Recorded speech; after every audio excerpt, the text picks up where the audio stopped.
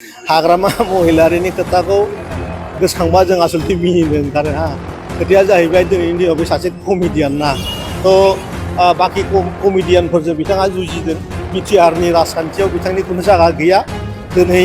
मानसिफ्रा बिथांखौ जुनार रोखोमनिसो नायनो फैयो आरो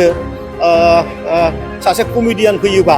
मानसिफ्रा गावनि सिन्था डिप्रेसनखौ होखारनो थाखाय गावसिनि जि बिपिएम दैदेनगिरिफोर दङ बिथांमोना बिथांनि जि कमेडियान लेंगुवेज जि माने हाइसक भाषा बेखौ नायनोसो फैयो बाखि जेबो गैया दाथ' बियो वेस्ट बेंगलाव खारदों आंथ' बुङो सानसे समाव बिथाङा पुरा इण्डियानिफ्राय खारनांगोन खारन अलरेडि एनआइएआ बिथांखौ तदन्त खालामगासिनो दङ बे खोथाया सैथो बावैनो बिथाङा जेलावसो थांगोन बे खोथा 17 बोसोर समाव बिथांमोना 700 करोड़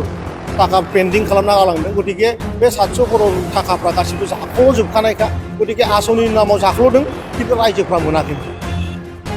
बिटिआर सरकारनिफ्राय दिनैहाय जों चिरां डिस्ट्रिक्टआव अमाजों लोगोसे ना फिनायनि जि जोंनि आसनि दङ बिटिआर सरकारनि बे आसनिखौ जों दिनै बेवहाय रानदों आरो बेजोंनो लोगोसे आङो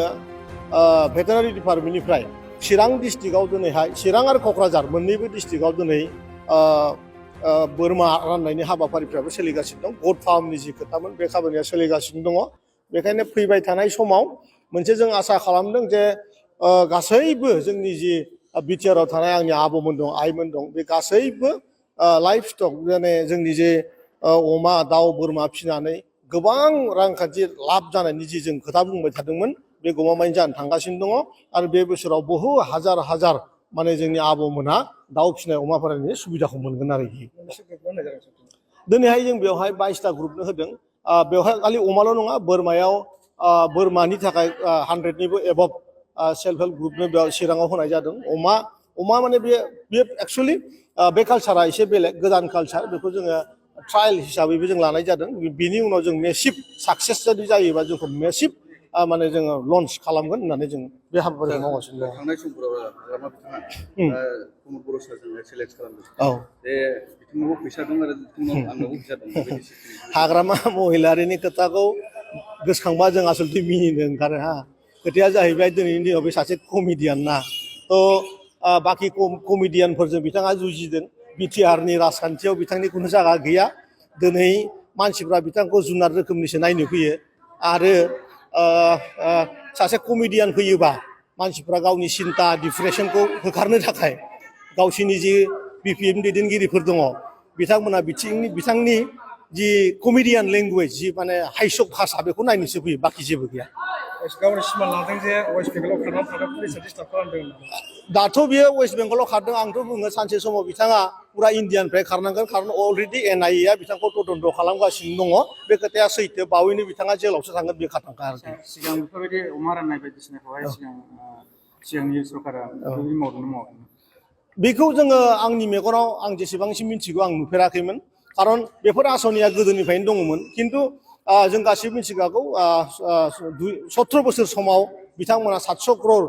टाका पेन्डिं खालामना गालांदों गतिके बे 700 करोड़ थाखाफ्रा गासिबो जाख'जोबखानायखा गतिके आसनिनि नामाव जाख्ल'दों खिन्थु रायजोफ्रा मोनाखैमोन बे हाबाफारिया जेरावबो जायाखैमोन दिनै नोंथांमोनखौ मोनसे खोथा बुंनानै आं गौरब फिल खालामनो हागोन जे जोङो BB300 होननाय जि माने पल्ट्रि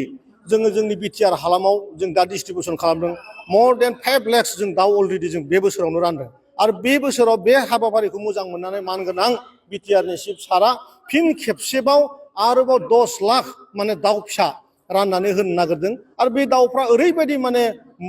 रियेलि मोजांखा थारमाने जोंनि हालामाव गैयामोन बेखौ जोङो मध्य प्रदेशआव बे दाउखौ मोननाय जायो बे मेक्सिमाम माने मिनिमाम माने 300 दाउ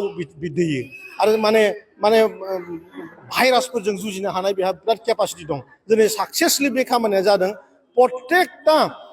जोंनि बर' आइजो बा जोंनि बिटिआरआव थानाय रायजो राजानि न'आव थाङोबा दिनैनि दिनाव गुफुर दाउ नुनाय मोनो आरो बे गुफुर दाउआ गासैबो बिटिआरनि आरो फैगौ समाव बरफआ जेरैबायदि बे काश्मीराव गोलैनानै गुफुर जाजोबनानै थायो जों लुगैदों बिटिआर हालामाव पुरा माने दाउ गुफुरजों बुंफबजोबथों आरो बहु रां जों दाउदैनिफ्राय जाहाथे दाउदैनि जि खमिनि बेखौ जों बे बारावनो खालामजोबनो हायो बे खामानिखौ जों मावगासिनो दं आरोखि ना मानसिया हायिनि जेबो खोथा गैया जों बयबो मिथिगौ जोंनि मनज बसुमतारी तेजपुराव जोंहा दिनैनि दिनाव वान मान्थआव खमियाव 1 crore थाखा बिथाङा माने गाहरि फार्म खालामनानैनो बिथाङा दिनै सार्भाइभ खालामदों आरो जोंनि बर' सुबुं गोबां गामियाव दङ दिनै 25 लाख 30 लाख 35 लाख 40 लाख पार इयार खामायनाय मानसिया दिनैनि दिनाव खमिनि गैला बेनिफ्राय बे खोथाया सैथो जे माने अमा दाउ खालामना माबानानै फोथांनानै बै जों जे बेसेबांबा माने